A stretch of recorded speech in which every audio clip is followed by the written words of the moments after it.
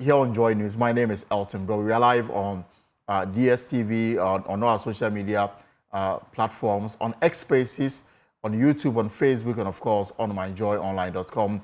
And of course, some other stories we are dealing with this afternoon here on the pause. We are looking at the minorities' official response to the budget statement presented to Parliament on Tuesday by the Finance Minister, Dr. Kasel Atofors. And of course, we also be taking you to Parliament, where the Foreign Affairs Minister has been justifying government decision to reduce the cost of passport from 500 Ghana cedis to 300 Ghana cedis. We'll bring you the reason why it is come down, as according to the, Foreign Affairs Minister Samuel Okudzato Ablakwa, and some other stories making news this afternoon.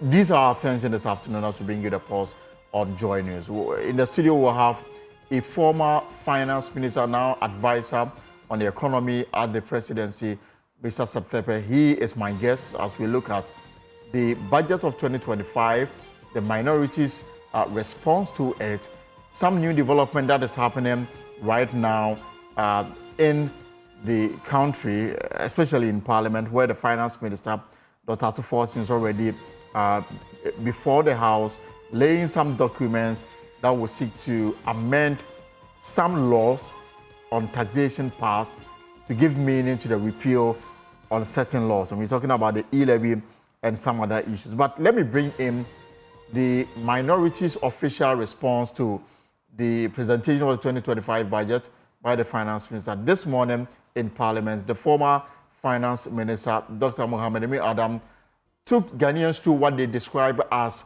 deception by the NDC in the presentation of the 2025 budget. We can listen in to what transpired, and now I'll bring in Mr. Setepe for some response.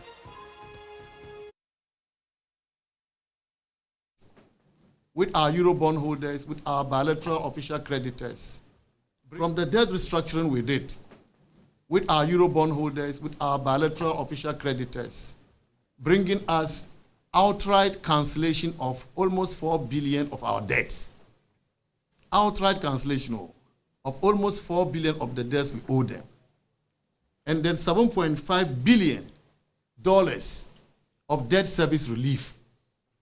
If you put all of them together, they are talking about 12 billion United States dollars that the NPP government negotiated and got these reliefs for Ghana. But this is also tied to the IMF program. So breaching an IMF program means that you go back to the status quo before the debt restructuring. Are they aware of that? I believe they have been briefed, but they've ignored good advice. Do they even know that when all this happened, Ghana will be brought back to unsustainable debt levels and occasion an economic crisis? How will they fund the programs outlined in the budget then? How about investor credibility? On the 2025 fiscal framework, another baseless revelation in the budget is the projection of a sudden reduction in the commitment primary deficit from 3.9% of GDP in 2024 to a sudden primary surplus of 1.5% of GDP in 2025. I wish it were that simple to adjust by 5.4 percentage points between 1 year. Well, let me also bring in a former Minister of State at the Finance Ministry, Abena Osayasa. I was also the Member of Parliament for Etiwa East. She also took, Ghanaians through what she described as inconsistencies in the figures, brought forth by the Finance Minister during the presentation of the budget. Ghana's policy and reform efforts under the IMF-supported program have continued to deliver encouraging results. Following acute economical and financial pressures in 2022, the fund-supported project has provided a credible anchor for the government to adjust macroeconomic policies and launch comprehensive reforms to restore macroeconomic stability and debt sustainability, while laying the foundation for higher and more inclusive growth. These efforts are paying off, with the growth recovering rapidly, inflation declining, although at a slow pace, and the fiscal and external positions further improving. End of the quotes. So clearly, we have laid a solid foundation for this government to operate. And so it is very disingenuous for them to create an impression as though we have bequeathed an economy full of problems. Let's come to the revenue numbers they showed in the 2025 budget. In 2025, the real growth of total revenue and grants, as we see in pages 132 of the budget and pages 134 of the budget, is just 0.2 percentage points. The former minister made mention of the 24-hour economy, and so I will skip that.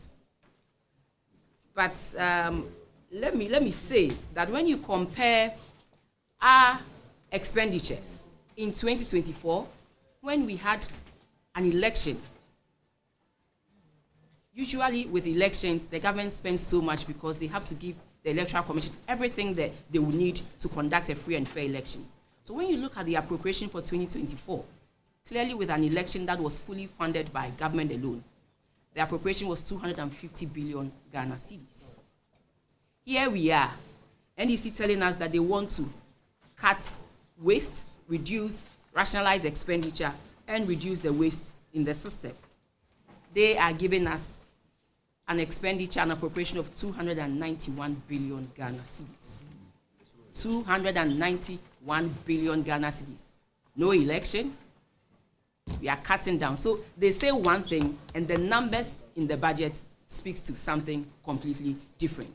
That also boils down to the credibility of the budget. Also at the news conference was the minority spokesperson on the economy and member of parliament for Fuasia Yurebi, Ojo. He's also been raising issues about the budgets presented in parliament on Tuesday.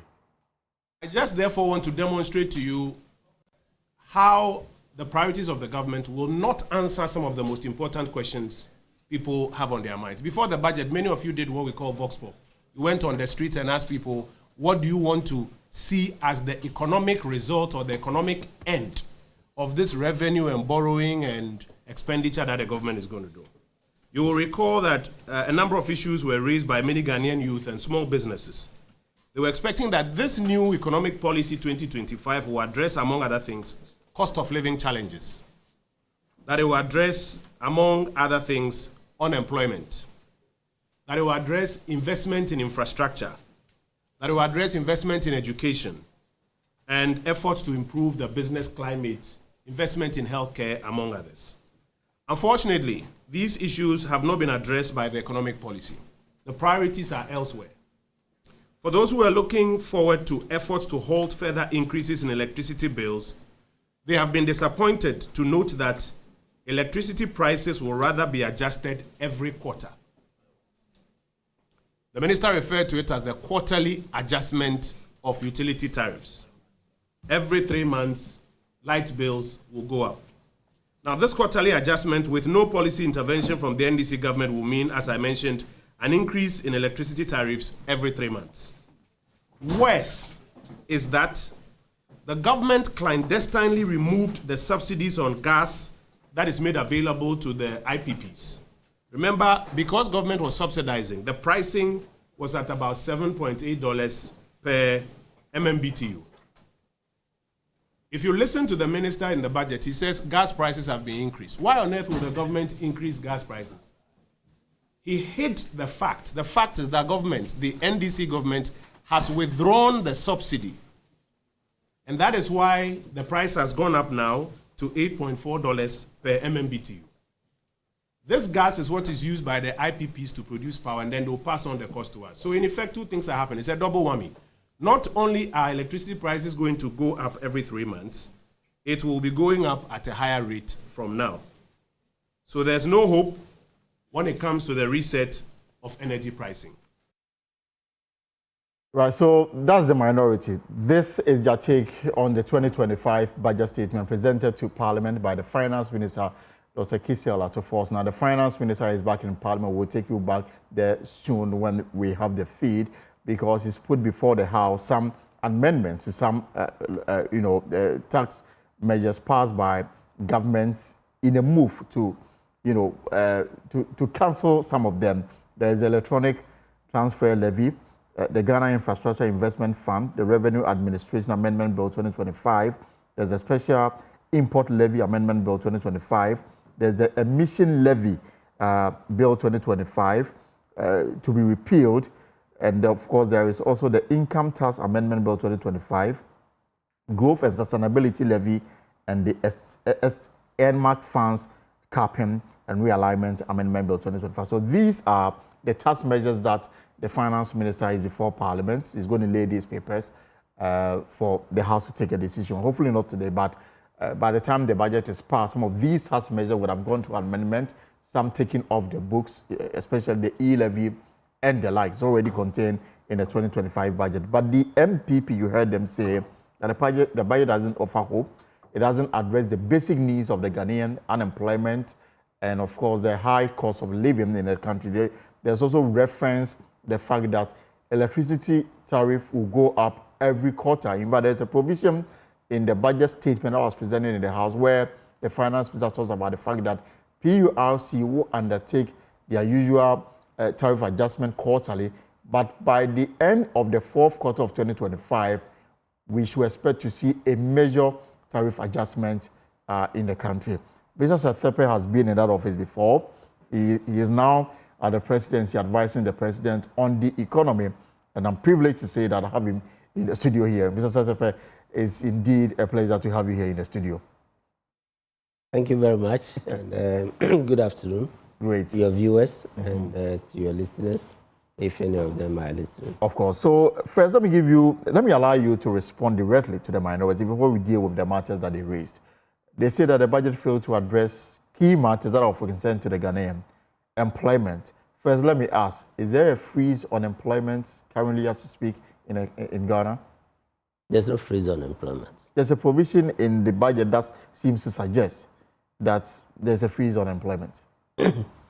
Under the IMF program and previous IMF programs and the one we inherited with respect to the civil and public services, which are directly on the budget, the provision is to keep, the employment. The employment is based on, establishment levels. Right. It's like having your TV section, there's a number. You have your radio section, there's a number. Within TV, there is, I believe that in most cases, you don't employ simply because multimedia is a very favorable within a media space where to work. So the policy is, to replace, right? To replace those who left the those scene. who leave for various reasons, right? In order to keep within the establishment, right? If, on the other hand, the economy starts to grow again, right, commensurate with the need to employ, you will employ. You can make a justification. Right. Do employ. I don't know if the reference is to the trimming down or the number of ministries. Because reference has been made to the fact that because you've merged some ministries, you're going to have duplication of duties, especially for those who are... But there's a contradiction there. Because if you take the Ministry of Information, Honorable Fusukwachi was just explaining this. I believe that you've seen it. Right. Right.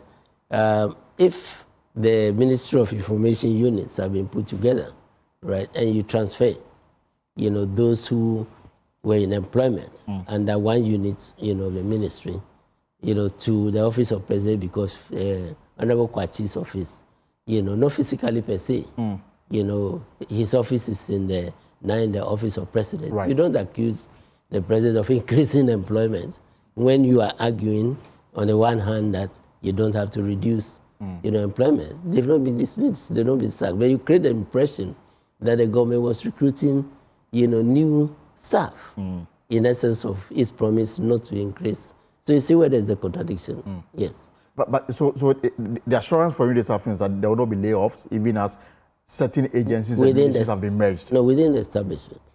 There will not be layoffs. No, we have never done that. And I'm saying that it's a requirement in this issue came up in 2016. So they should go back to their own IMF program and say the net freeze. That's what you call the net freeze. Which is in consonance with good practice. Right? There's an establishment for the public. What you need to do, right, in addition to the public service, is to create jobs outside. Absolutely. And we have the record. So, for example, if you take Terminal 3 infrastructure, you'll agree with me that it's probably, or for a fact, employing more people than Terminal 1 and 2 put together. That's true. If you take, the infrastructure in hospitals, completed, E-blocks, completed. When we did the E-blocks, we didn't say that those which we said we were going to suspend, as is being said now of hospitals, where there's no equipment and others. We said those which were, of course, they are going to, it's not just about students, right? You're going to put more teachers in the space. Right. You're going to put more other workers in the space, right? If you take the port expansion, which, we did, mind you, they were talking about infrastructure.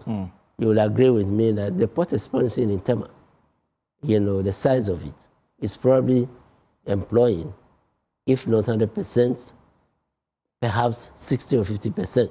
I don't have the numbers. It's, very intuitively, of what used to be just the old, port, right? So I could go on, of course, gas processing plants, gas pipeline, and all those things that we did. That is one way of creating, jobs. So if they want to know our record, of creating jobs, I think you should go back and look at those infrastructure compared to, the volume of, or the number of infrastructure that was built. And mind you, we are talking about, my last point, we're talking about an administration that had best endowed 3 oil fields compared to 1, right. Almost tripling. We're talking about the highest flow, of COVID resources, compared to any crisis that we have had, and so I think this whole thing about as though, the Mahama administration, is on equal footing in its early days with the NPP administration is something which we have to take with a grain of salt. Of course. The other matter that's also is situated in the broader context of employment is the 24-hour economy program. Yes. And the argument from the minority is that it looks nice, but it lacks content. Because we are talking about jobs, and now the budget is Remember out when we said we were, sorry to cut it, remember when we said we were going to create, jobs through infrastructure? Yes. Did you remember they said, do you eat infrastructure? So they should just wait. That promise was fulfilled to a substantial extent, even though in 2016 with 1 oil field, crude oil prices dropped, and which is why we had to slow down in the interest of prudent expenditure. So as for our promises, we have 4 years to go. The problem we have now, and I heard talk about, living a nice economy, debt ratios and whatever. Yes. We've defaulted. It's as simple as that. This is the only government which has defaulted. It's made Ghanaians default. This is the only government that has made Ghanaians suffer a haircut. Those are the things we want to talk about. It's too early to compare that record to where we are going. And already, we over-reliance on T-bills through the treasury single and other, policy measures that were stopped.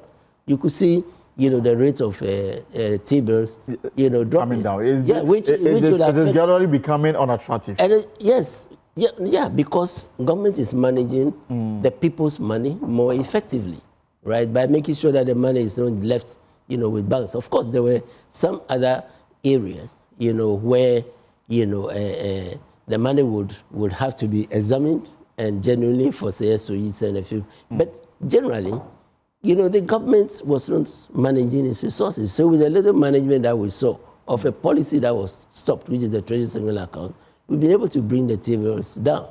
Now it's not so much bringing it down as what is the impact, therefore, on the general interest rates and the stability of the city and other. They are related. Right. Yes. So I think it's early days. It's early days. Yes. But I'm guessing that for those who want to take advantage of the program, especially the 24-hour program, and if the person is watching us right now, what would be the takeaway? That if I have a business and I want to run 24 hours, what benefit do I stand to gain, if you run especially from the government side? If you run through the budget, and of course, you remember I would urge that we listen to the sector policies which the ministers were presenting. Yes. Because of the at least for the first time now, the ministers will do that. Exactly. It didn't come from them. Precisely. Yes. So you wouldn't hear. But let me give you two examples. To run a 24-hour economy, right, you need at most lights. Electricity. Right. You see the measures the Minister for Energy and Green Resources is already taking, right, to bring this, issue back. The flow of, the flow into the pipelines, again, which would therefore provide, gas, IPPs, would therefore, and the settlement of some of their arrears in order that they can. You can't run a 24-hour economy without light. So don't dissociate those things, with the budget, right? You also know about the capping of the decapping of the district assemblies. Yeah, the district assemblies common fund in particular is what I want to. You know that when you go to district capitals these days, it's all dark. And it's not just about jobs and other things. It's even about crime and other things, right? Part of the resources, part of the use to which those resources are often put is street lighting. And every district capital in particular has one way or the other a night market in what has traditionally been the center, right? So the policy within the energy, I'm urging that you should look at what is being said in the sector. They address 24-hour economies in a what may seem a very regular way before the heavy lifting of 24-hour economy issues that would, require. So you tap the low-hanging fruits, and then, as the minister said, we would plan it properly. You're not going to rush into it and plan the financing as we keep improving this. Outside the, doing self-financing. I mentioned the infrastructure projects that we did. We did many of those projects when we were in an IMF program. It shows that if you have a self-financing policy, you can still build infrastructure within there. So let's look at, my last example. If you want nurses to go to work in a more efficient manner, doctors and the rest, putting dedicated low buses and things at their disposal in the districts, commandeering some, government vehicles that are packed and whatever for their purposes. I'm saying that these things are embedded. So a comprehensive plan will come. I'm saying that, yes. That will detail out every incentive that they're in. Precisely, but I'm saying also look to the pattern of expenditure of even the budget as we know it traditionally. And you will see some priorities being set, which will meet this requirement. All right. This is very important. And because we brought in the element of energy, businesses will rely on it to grow. Now, in the budget, I don't know why government, for want of a better word, give us a forewarning that expect tariff to go up. In time past, at some point, we saw tariff come down.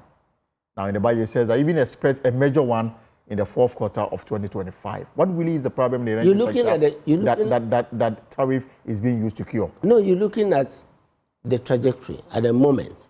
Crude oil prices, are, they may be going down, but they go up and down, right? So to pick just the highlight, it's a tariff policy. It's a tariff adjustment policy.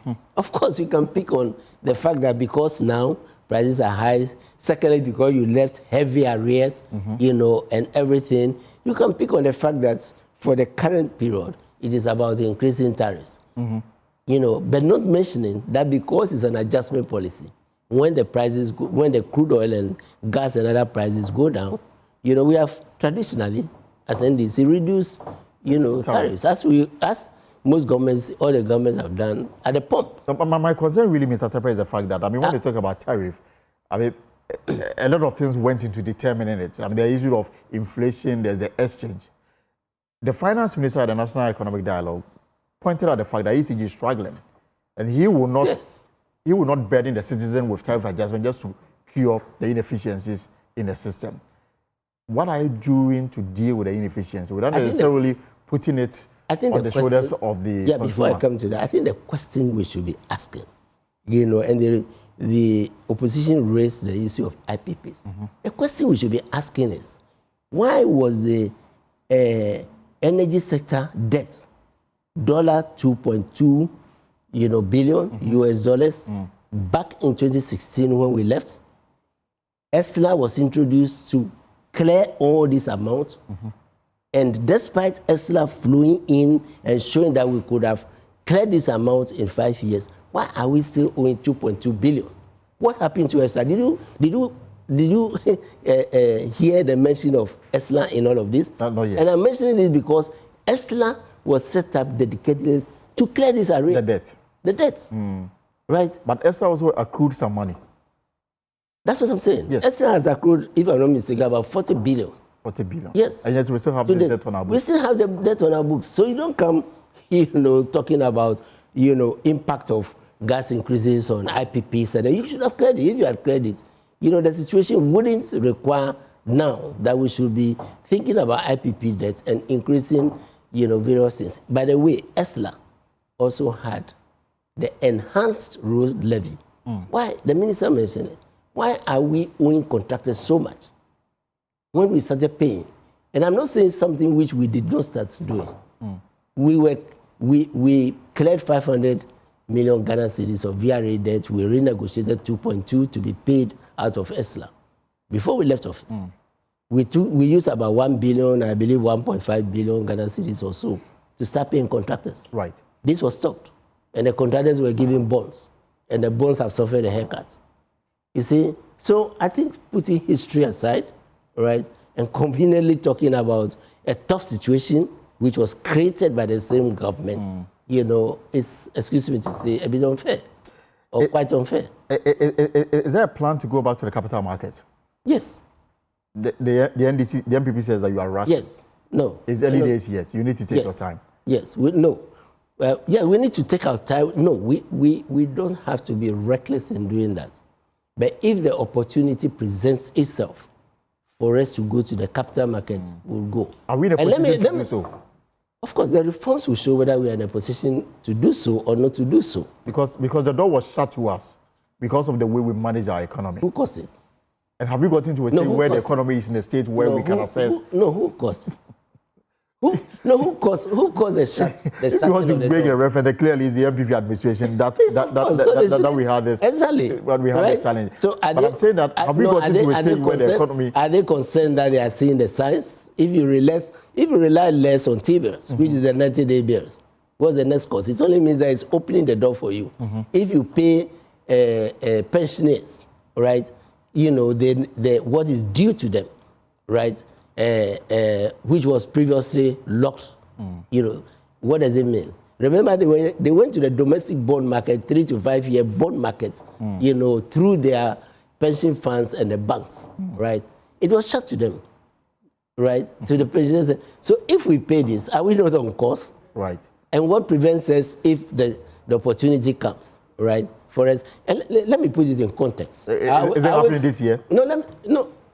No, we have to be very, very, the minister was very careful because there are medium-term measures. You don't do reforms, and just because you have had one success, you go ahead and rush and say, I'm going to. No, we have to, take our time. There will be the mid-year review, as he said, and then the trajectory. But the point I'm making, let me give you an illustration as to why you should go back to the market as soon as possible. I always use households. Suppose your child fell sick, right? And you use, money, even money that you'll be paying fees, for your other kids and whatever, money that probably you need to pay for the salary advance that you took, right, to buy furniture or whatever, not food, Right. Right. And mind you, I'm talking about no loans that you took from a friend. I'm talking about maybe a salary, which will be paid over 6 months or whatever, is to give you relief. If for one reason or the other, something happens in the house, right, and you go to the bank and say, oh, I'm sorry, you show them the hospital bills and everything, can I waive, the payment of the next installment? right? The next installment. For the loan you are servicing. Because of the loan which you have to service. And you show them evidence that, you know, I have been paying. You can see that I've been paying for the last 12 months, but, you know, of the 3 years, you know, but this is what has happened. I can show you the prescription. I can show you everything. And the bank manager, you know, allows you, you know, that waiver. Luckily, the child recovers and everything, right? Do you continue defaulting just because you've been given? Don't you go back, you know, to the same market, the longer term, you know, market? Naturally. And if you don't do, what happens? The market will shut to you. It will be shut, you know, or they will come to your employer and make sure that the payments is reduced. So I'm saying there's the same thing. We've been shut from the market, right? The first time ever that it has happened since we started issuing, you know, bonds on the stock exchange from around 2013, 2014. First time ever, right? And so if we are taking measures which is making it look like, hey, we may not have to continue relying, you know, on the 3-month bill, which is supposed, 3-month treasury bill, which is supposed to be paid, which you are using for everything. And there's a window for you. Don't you go for the 3-year, you know, to do infrastructure instead of 3 months to do infrastructure? I think it makes sense in that direction. What all they are asking for is that you tread cautiously. That's the direction in which we are going. Yes, so they should tell us whether the direction is good or bad. Just as you said, I've explained it. I'm saying that's the direction in which we are going. We are saying that we are going to do take certain actions, and based on those actions, if the condition becomes conducive, we will. And this is something we did before. It was Dr. Dufo who introduced the 3 5-year bonds. Right. Right? Primarily because he did not want to use treasury bills to be paying single spine bonds and some of the subsidy, the debt that way. There's a history to this. Right. Now, I was a minister who built on that initiative. And it gave a space. But when it was increased, I was the minister who took the bonds and put them on the Ghana Stock Exchange. And it made it tradable. Right. We set up the debt repayment account, the sinking fund. It was not applying to only foreign. And we refinanced, you know, some of the money we had used to negotiate with labor, some of the money we had used to, you know, to pay single spine arrears and negotiated with labor to stretch the arrears over a period of time. Right. And the market became quite solid. And you agree with me that we were able to leverage on the fact that we are borrowing for 3 to 5 years, and we are paying gradually to do some of the infrastructure and other things. Which the other matter... Right. Sorry, so I'm landing. Okay. So what is it that is wrong? You know, we're saying that if the strategy has worked, then in every country, you know, that's why they do 10-year bonds, they do 5-year bonds, and what we're not doing is repaying the principal, which is why we did. Was it not the MBB that came to stop the payment of the principal, which led to a default? And the minister said it, that we have reintroduced the sinking fund, and he gave the balance in it. And we are going to, you know, therefore pay our debts. If we pay down our debts, an opportunity comes for us to buy, just as you need the money to buy furniture, you know, do you take, you know, borrow for 1 week to go and buy, you know, furniture as a household? No. Okay. The other matter that I'll also be seeking your opinion on is what I describe as localized issues to help turn around the economy. And these are state-owned enterprises that are so much underperforming. The SIGA, President Mahama just this morning held a meeting with SIGA and all chief executives appointed to head our state-owned enterprises. And this matter came up quite strongly. In fact, some of the state-owned enterprises, you know, came up for mention. ECG, Cocoa Board, Ghana Great Company, Gewt Distilleries, even Graphic Communications Group. And yeah, so let me take you to Parliament now, because let me bring in the Finance Minister to set the tone. I'll bring in Mr. Franklin Kujo and, of course, Mr. Tepai to help us understand what really is going on in the way forward in dealing with this matter.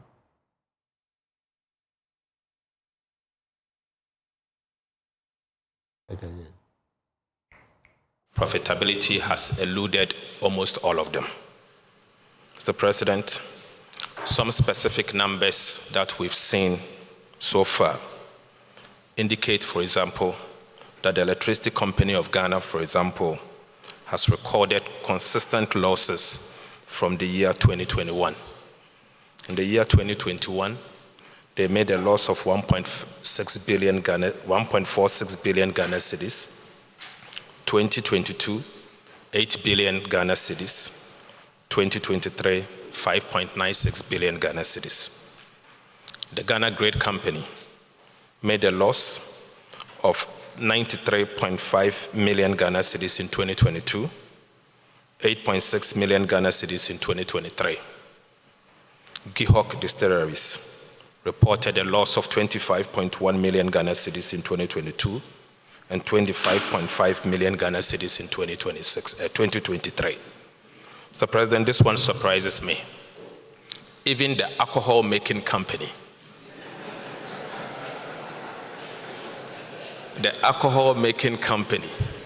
is making losses.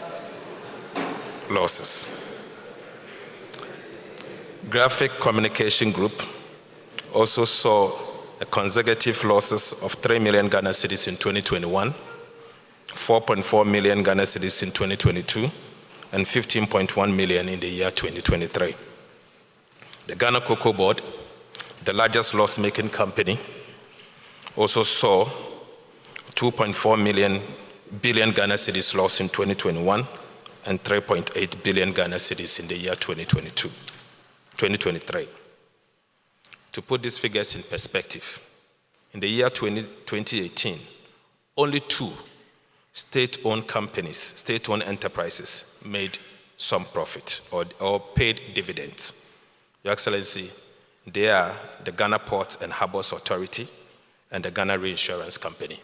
To reverse this trend, we must implement a bold turnaround strategy that transforms loss-making state-owned enterprises into financial viability and self-sustaining institutions.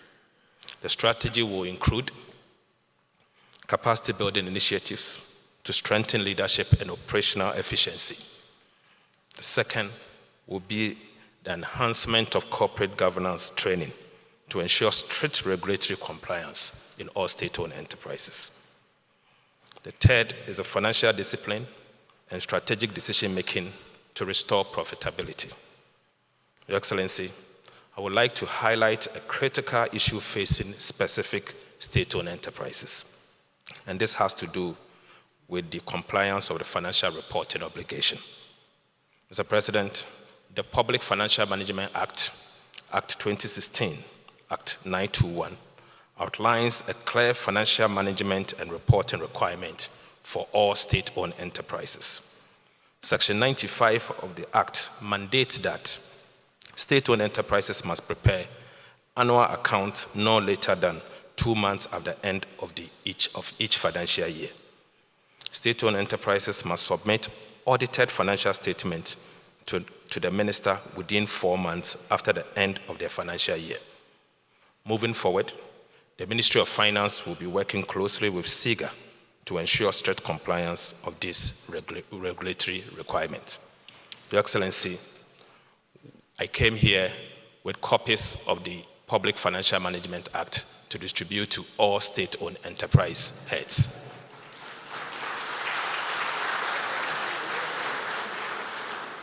And I expect that Section 95 will be strictly adhered to.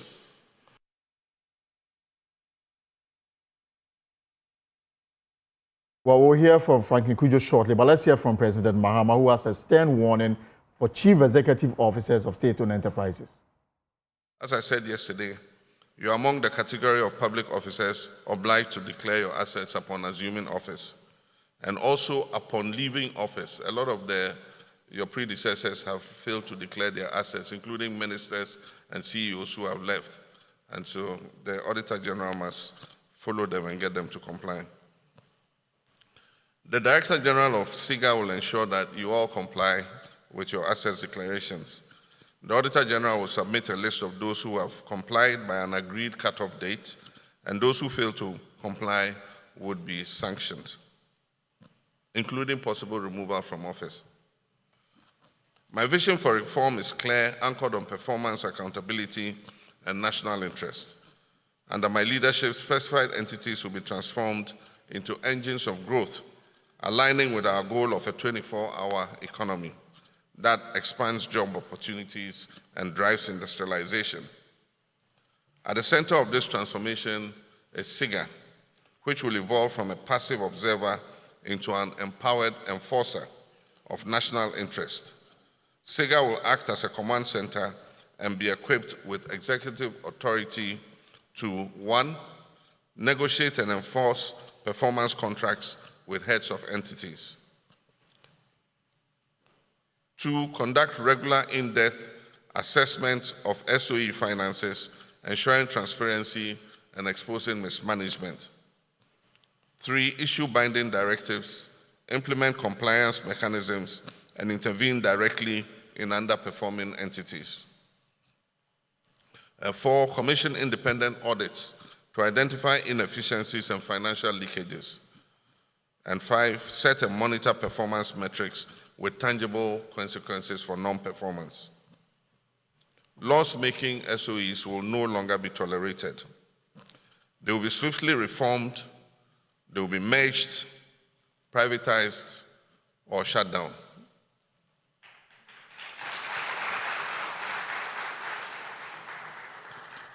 Corruption, procurement fraud, and financial mismanagement will be prosecuted strictly, and boards that rubber stamp poor decisions will be replaced. The practice also of, in a few cases, using entity resources and funds to indemnify board members from accountability must cease immediately. SOEs must deliver strategic value, particularly in energy, transport, manufacturing, agriculture, and finance, to support Ghana's industrialization and the 24-hour economy initiative. And that's President John Dramani Mahama. Well, it's good time to bring in the president of Imani Africa, Franklin Kujo, who is joining us via Zoom. Mr. Secretary is also with me in the studio. Mr. Kujo, good afternoon and welcome to the Pulse. Good afternoon. Can you hear me? I can hear you loud and clear. And it's always a pleasure to see you. Now, the thing about the SOEs and the lamentation that we are hearing from the finance minister and the president, the thing is that it's almost same script, different cast. What is permanent in this matter is that this meeting is always held at the Campisi Hotel and enjoy all the finest of the hotel. And yet, every year we come back to report the same thing. What really is the problem here? Well, one of the things I heard, which I was very elated about, had to do with performance contracts. And for me, I think, well, there have been performance contracts in the past, but let's say the president is saying that there must be some sort of, this one is more like a detailed one, where the CEO of, the SIGA, virtually goes into this contract of these heads of these various state SOEs, and then assess them. So that at some point in time, or maybe at the end of the year, these CEOs themselves will realize that, look, they are either performing or not performing at all. And I think a system that works with where you have the agent, in this case being the CEO, and then the principal, in this case being the president himself, or the SIGA boss, actually working together from the get-go, understanding that, look, these are the parameters we need to work with. If after 6 months we don't see we don't see progress, we come back to the drawing table, and then we go back again and then make sure we fix things. This co-creation of what I call a performance-based assessment is much better than handing over what I call the PFM rules, rigid as they are, to these CEOs. Because when Ato said, the Honorable Minister said, well, he's brought copies of the PFM, I burst into laughter here. I said, well, there we go. We've been doing these, what I call rigid, hands down, top command control type of,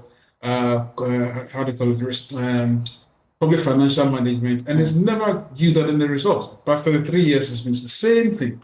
So if you are doing performance contract, which is a wise thing to do, you actually you sort of you introduce some should I say you be a bit more novel, right? Making sure that you co-create the entire process from day one, so that everybody understands what they are trying to achieve. And if you fail, then you know that you yourself has failed, and there will be no. It will be obvious to you that you as a state-owned enterprise you are failing. So Frank, is it a case of the public sector sickness? Because, I mean, as far as I'm concerned, and from especially some of the conditions of service for some of the CEOs that we are privy to, clearly the state has played its part in terms of giving you very good salary, benefits that is, I mean, way beyond the reach of a lot of Ghanaians. You live in a bungalow. Sometimes you look at even the facilities, those bungalows, and you are amazed, and yet they are happy to post losses whilst they drive in SUVs and vehicles that are beyond the reach of a lot of Ghanaians. So there's a mismatch. In fact, if you watch the Singaporean model of these performance-based contracts, it's the inverse of what you are doing here. They pay their staff well, they pay the public servants well, they deliver results because there are milestones they've got to achieve, right? Yeah, I don't think we are doing that, which is what we should be asking for. And I'm saying that these CEOs may come into the office and know that there are perks they will have to receive, but they have to earn them. That's what you're trying to say. So how do they earn them? By, first of all, I suggest that the performance-based contract must be expanded, not just between the appointor and then the appointee. As in this case, the president. In fact, it should be extended from the president, the finance minister should be part of it, and the CEOs of these institutions, so that they understand what they are doing. But then in turn, the CEO also extends this performance-based contract to the entirety of the organization. And maybe every quarter, every month or something, they meet, they assess themselves. And if they're not working well, they go back to the drawing table. These things have worked perfectly in Singapore, and it's worked perfectly in Rwanda as we speak. So I think that, I mean, we call it at Iman the stewardship model, right? Because instead of having this command control type of thing, okay, I give you a car, I give you 70,000 a month, deliver results. Using the PFN structure we have right now, it will never work. I think, look, I suspect the best way really is to invest the entire relationship when it comes to the principal and the agent theory, and make sure that both of them are aligned in terms of thought, so that nobody gets the wrong impression that they can come into an office, just get salaries and go away. It doesn't happen in Singapore that way. In fact, the salaries some of the CEOs are enjoying are quite humongous, probably more paid than what exists in even private sector, right? But they are state-owned enterprises. If you are getting those type of sums, you should deliver, which Absolutely. means that the appointer also should not be interfering so much. In fact, the performance-based contract is a really wise concept, and I'm saying that beyond what we know, what the performance contracts are, we should expand them to build trust, build accountability in them, so that it's both ways. It's bi-directional. It's not just one direction. That the president expects accountability from the CEO expects accountability from the workers. It should be bi-directional, it should be both ways. And that's the stewardship model we've been trying to talk about. But Mr. Tepper, the president's solution, I mean, set up or you will be sold or privatized. The finance minister said will ensure capacity building initiatives, stronger corporate governance, and strict regulatory compliance and financial discipline, and strategic decision making to restore profitability. The old president Akufo-Addo's era, and when Asamoah Boateng was the head of SIGA, I heard all of these words. What will be different this time? I think the minister and then the president was referring to some of these requirements which are now incorporated, in the Public Financial Management, Act. But I don't think we should dismiss the Act, and its references. So, for example, if you go to section 27, it talks about each principal account holder the heading is performance report. Shall within the first quarter of the ensuing year, after the minister submits the annual budget to the parliament, submit to parliament performance report on budget implementation for the proceedings, for preceding right. the financial year. And it continues. Let me just say, the performance report shall indicate the achievements of the principal account holder, the annual work plan, which was implemented, the staff establishment of the a statement of the actions taken. It goes on to talk about the financial, report. But I think the minister was talking in the context of the arrears, losses, and others, and that, is a reference to a section of the PFME. I can't read it now, which, because of the past performance, is required. That the CEOs, of seek the state-owned enterprises seek the approval of the ministry, because some of these debts we're talking about and others have ended up on the balance sheet as contingent liability. Yes. So there was to be constraints on their ability to borrow unless they can show, quite clearly, that they have the means, to pay back. And as an illustration, where, just talking a while ago about Terminal 3. Right. The loan is not guaranteed by government. That is because working with the airport company, we're able to escrow, that's a self-financing scheme because it's a project. Yes. Right. Capable of paying off. The forex that flowed into the consolidated account for the Minister for Finance as a demonstration of goodwill, and the ones that were retained because it's a tax, right, by the airport company, and this is what was sufficient, to underwrite, if I may put it that way, the building of Terminal 3. That is one efficient way. If you can't pay me dividends, pay for the projects. And we extended that to Ports Authority, the expansion of the ports. We extended, as I said, it originated with the pipelines using, the product that is coming out to service. And we did not have to put this on the public balance sheet. So why did we stop, these things if they worked? That's the point. I think it's about sustainability also. Sure.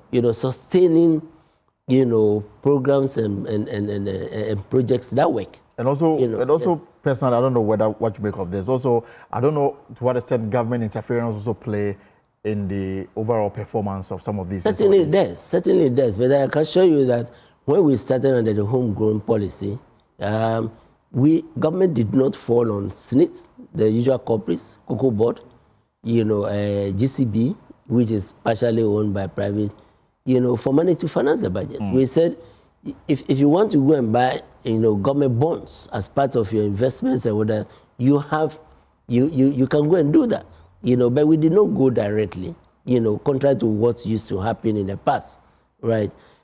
So again, why did we have to stop these practices and others, right? So, yes, with all due respect to, my good friend, Franklin, I think for each government there's something that works. And you are confident that this time the story will be different? But we've defaulted simply because we stopped putting, despite one oil field to 3 oil fields, we stopped putting the oil money that was to sustain the bonds that we were issuing, despite the fact that we followed the same path, to take off, the first sovereign bond that His Excellency President Kufuor, right?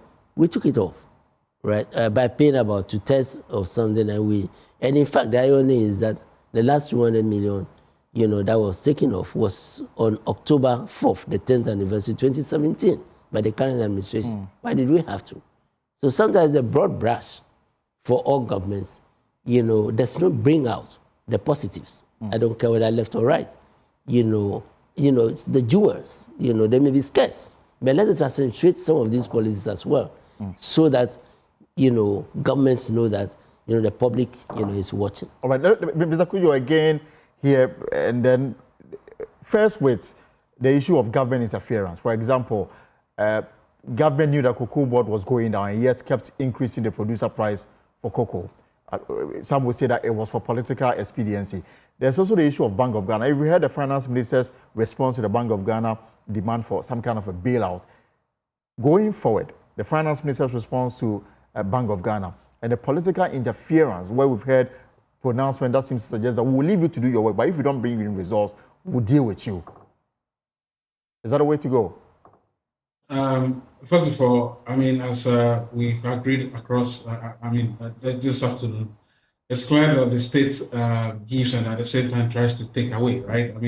Sometimes the state itself, the appointor, tries to interfere in these enterprises. And that's the problem. The classic case of the cocoa board we all know that these cocoa routes are always gamed. They're always, I don't know. I mean, and there's nothing wrong paying cocoa farmers the right price. Anyway, it doesn't matter whether in a year you run your administration down. It doesn't mean that the cocoa farmer should suffer. But they're also listening, they are partakers in the global news, should I call it cycle. So they know exactly what is happening. So you cannot excuse that. I think overridingly, the interference from the top basically has been the problem. And by the way, question is, how do you fix this thing? I mean, I was alarmed when the former governor of the bank suggested that, well, the Minister of Finance needed the money, and so he just decided to give it anyway without without knowing that he also has some powers. And now they're in the red, and they want the finance minister to bankroll them. So there was this arrangement where you scratch my back, I scratch your back. We become poorer for it. I don't think those things help at all. If we strictly want to follow, again, I accept, Honorable Tepe, I agree that the PFM structures are there. I'm not really calling for their replacement. Probably calling for complementing them with this, what I call the performance base or the stewardship model. Because the point really is that if the former governor suggested that, look, the country needed money, and so he needed to just support it. But that's his view. Is that the view of everybody else in the government at the time, or even the entire country or parliament, which was supposed to have oversight over these decisions? So it appears that the whole concept of responsibility obviously is thrown to the dogs. And I think I accept that governments will be different, but at the tail end is to, as Honorable Tepe says, look out for the leading lights and accentuate their behavior, which essentially others will have to follow. But to get there, you need to start from a process where all these CEOs subscribe to one big document, a charter from day one. They agree that these are the milestones for this organization. The charter is published. Everybody in the organization knows about it. They do a bi-weekly or bi-monthly assessment, and they know where they are going. If COCOBOD were doing that, if all these other state enterprises were doing this type of internal, cohesive, co-created assessments and accountability, we will never get close to those sums you hear that have been should I say, probably Tepe wasted. want to come in briefly, and then I can allow you to conclude, Mr. Tepe. You wanted to? Yeah. I think for the benefit of our audience, I'm not disagreeing at all. With what Franklin is saying. It is good corporate practice. In any event, if a private company is enforcing this through performance reports and the rest, our version of entities, I mean, government, I've been in public service, our version of entities that are allowed to make profits, and the state-owned enterprises. Right. And there's no reason why, simply because it's government ownership, some of the practices that he's talking about should not be implemented. And I think that's what his Excellency is also talking about. So I agree with him perfectly. Agree with him on that. Yes, of course. Okay. Performance criteria. Let me bring in, as we begin to conclude on this SOE matter, Dr. Daniel Enim, Chief Economist at PIED. Dr. Enim, you've heard Frank from the civil society angle. They look at things broadly without any political lens. You've heard the government advisor on the economy, Mr. Tepe. What for you should be the way out in dealing with these SOEs that are underperforming? Thank you very much. First, let me salute my seniors on the platform significantly, Honorable Tepe. Congratulations for your appointment. Yes, as much as I agree with all the things outlined by my colleagues, my view is that the genesis should be with the appointment, okay? Managers of the SOEs, because they've been appointed by the president, okay, there's this kind of psychological feeling that, it's a reward that I've received by virtue of the fact that I belong to this political party or have contributed to the success of the party.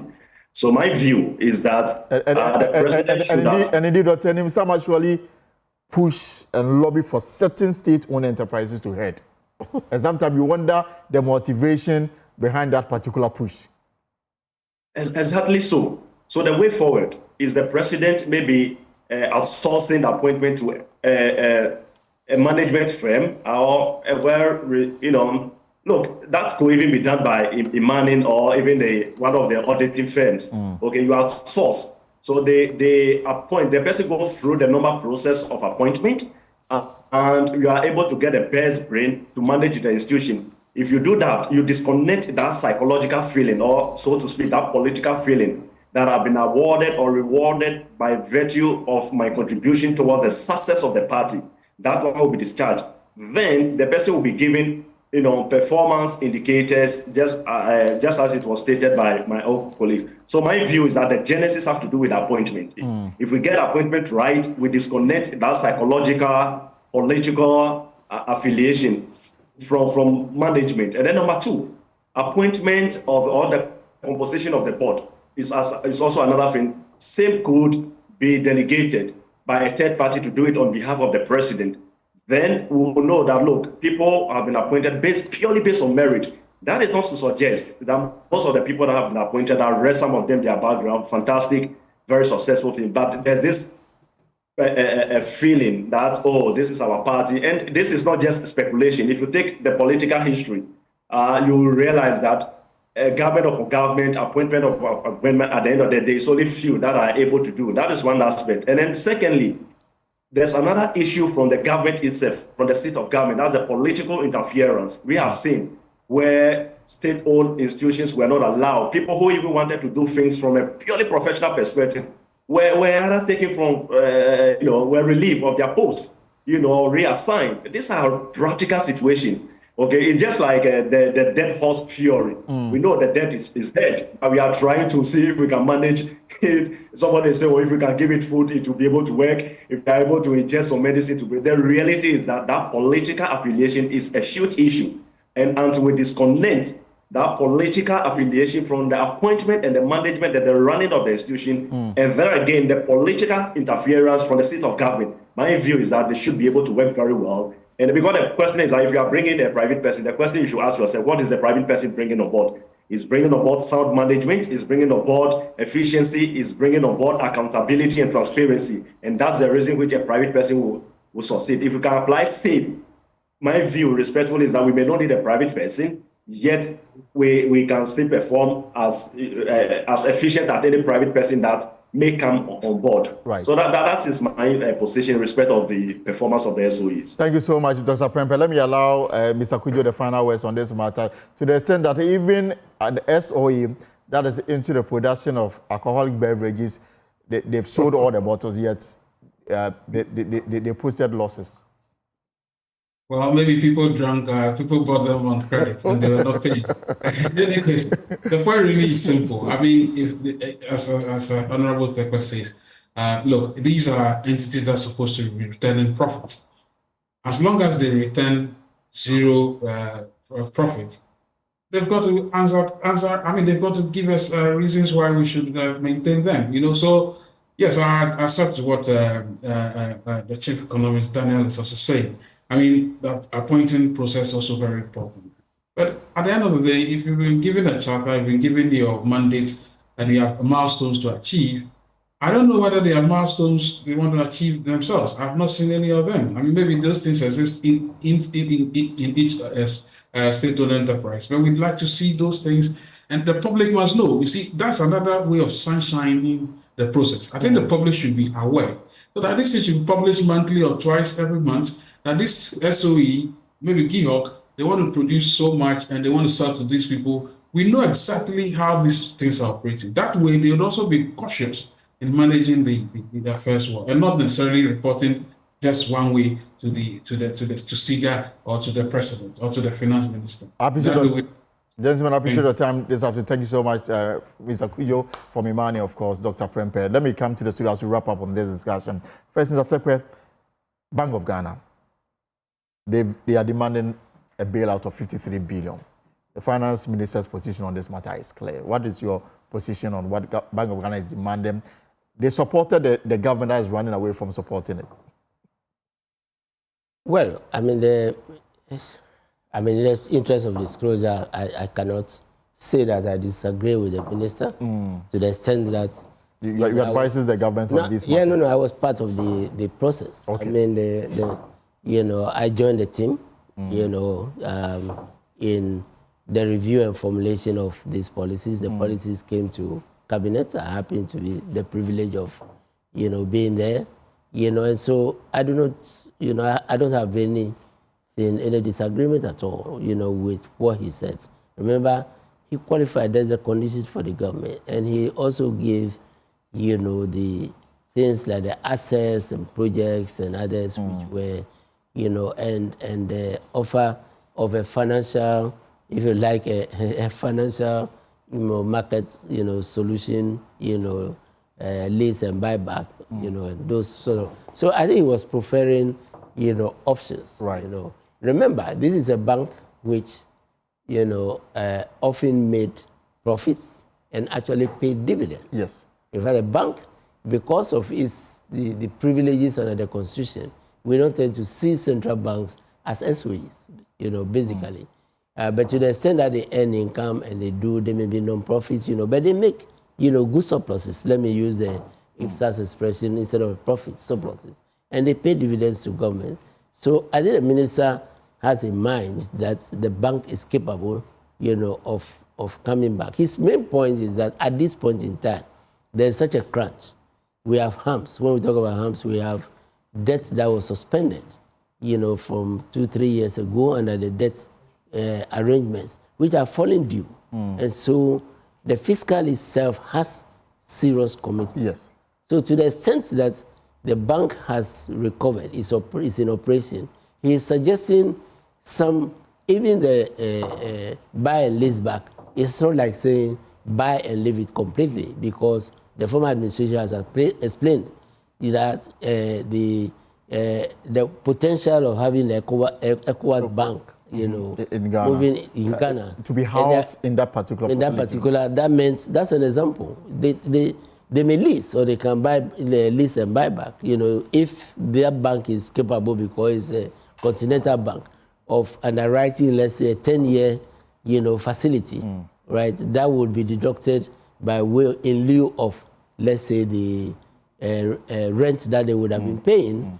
He's saying that there are these options, which, will have to be considered ultimately by the Ministry of Finance and the Central Bank, and find a solution, to the state of the bank, which ironically is the bank that should bail out other banks, but has fallen, on hard times. Yeah. My final question, for those of you who are watching us, I mean, the government is enjoying so much goodwill.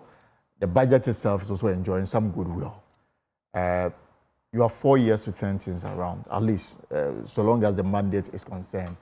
You are resetting Ghana. The honeymoon will last 4 years. Of course. And so that's why I'm asking that. We are people aware. Exactly. In as much as we have the enormous challenges, the honeymoon will last 4 years. Yeah. And you know that President Mahama has a 4-year mandate.